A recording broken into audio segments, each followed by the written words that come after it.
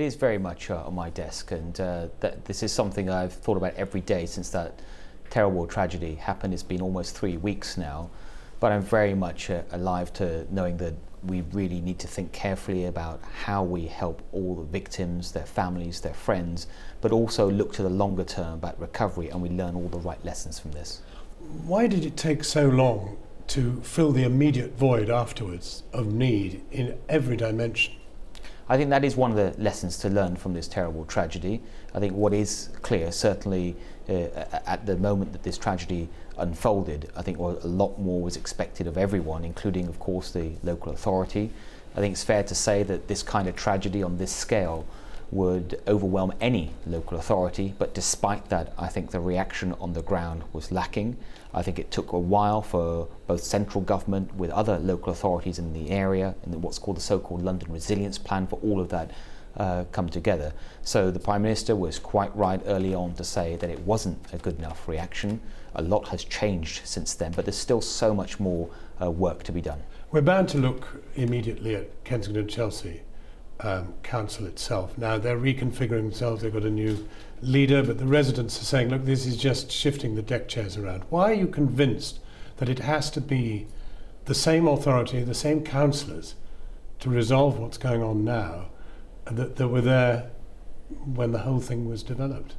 Well, it is, I think, again, it is really important to recognise whichever local authority the kind of tragedy would happen in, it would overwhelm them, and I think it is right to look at what's the best structure, what are the resources required to take this forward. Now, as we've seen, both the Chief Executive, the leader of the council, did you tell him to go? It's their decision, but I welcome both decisions. I think there is a need for fresh leadership. We have a new leader of the council that was elected, I believe, just last night, Elizabeth Campbell. 2 weeks before he got the hint to go.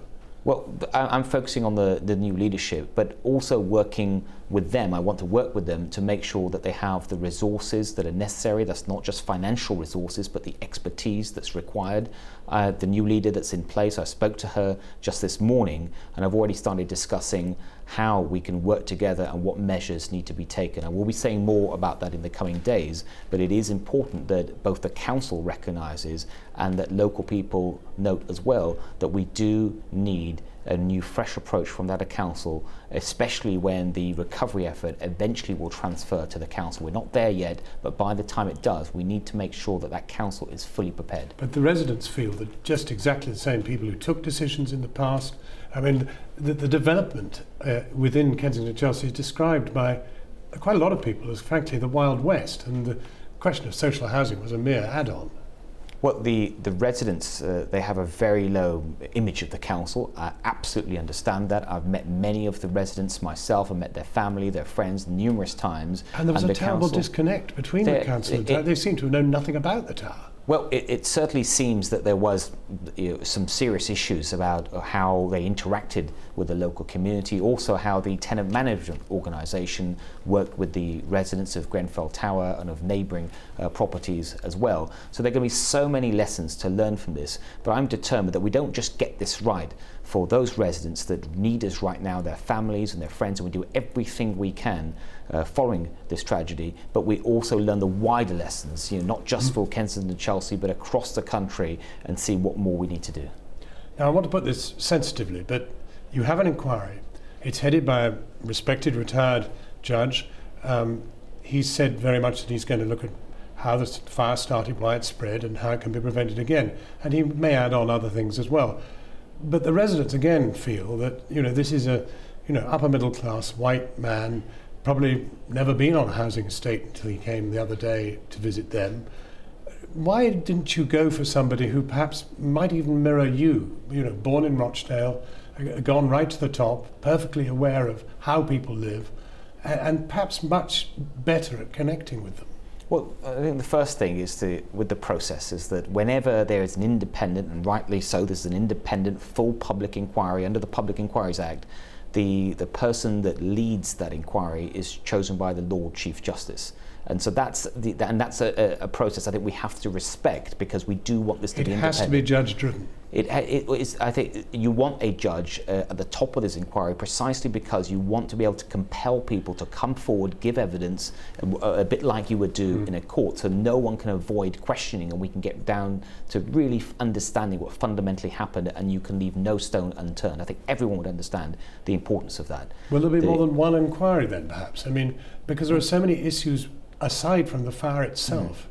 Well, I think there'll certainly be one public inquiry, but there may be different points where the judge decides to release some conclusions. Many people are rightly asking for perhaps that we can have an interim report to draw some of the early lessons, but it is important. I think now the judge has been appointed to give the judge, Sir Martin, the time to set out how he wants these terms of reference to work. But very importantly, as he's already said himself from day one, that when he sets out those terms of reference, he must include the victims, their families, their supporters, and they must get full legal representation in doing so throughout. And you'll keep a watching eye to see that happen. Absolutely, and we've already made the commitment that they must be included every step of the way, and they must have full legal support that will be funded by us. When ordinary people die in man-made disasters, Aberfan, Hillsborough, Zeebrugge, there's a shameful record in this country of cover-up, whitewash, delay.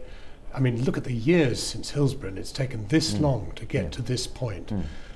What guarantee can you give that this just won't drag on and we will never really resolve the issues that have been thrown up by this? Because that is the record. Yeah, well, John, I think you're absolutely right to raise this, and we just heard about a bit more about Hillsborough when the police announced that some of the people they'll be pursuing, and I'm sure that led to mixed emotions for many of the people, the families that were involved with that disaster.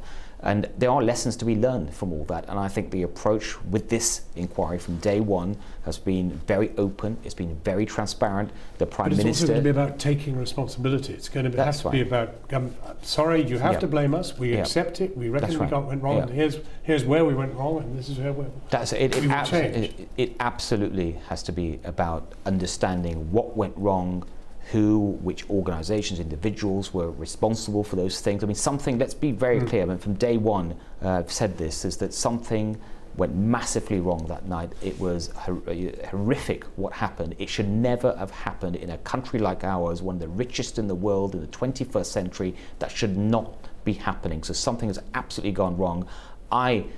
It'd be wrong for me to try and speculate what exactly went wrong, but we do need to get the bottom of it, and that's why you need this kind of full public inquiry. When Mr Corbyn said in Parliament austerity and cuts played their part in the tragedy, Conservative MPs shouted shame, shame. But what I'd like you to do is to talk me through why this is shameful when we discover that cheaper panels were installed, no sprinklers were part of the programme, the rest of it. I mean, it does seem it was a shoddy job. No, what was shameful about that comment is trying to turn it into some kind of political football. As the Prime Minister said in response to Jeremy Corbyn's comment, let's all be honest. Let's be honest with the public. That's what the public deserve. There's been mistakes, and the inquiry will probably show this, under successive governments of all political colours, in both local government and national government. And if we are truly to learn the lessons of this, there's no point in kicking this around as some kind of football. It's about actually understanding and being honest about what's gone wrong. 181 tower blocks immediately at fire risk. I mean, 29 of them in Salford alone.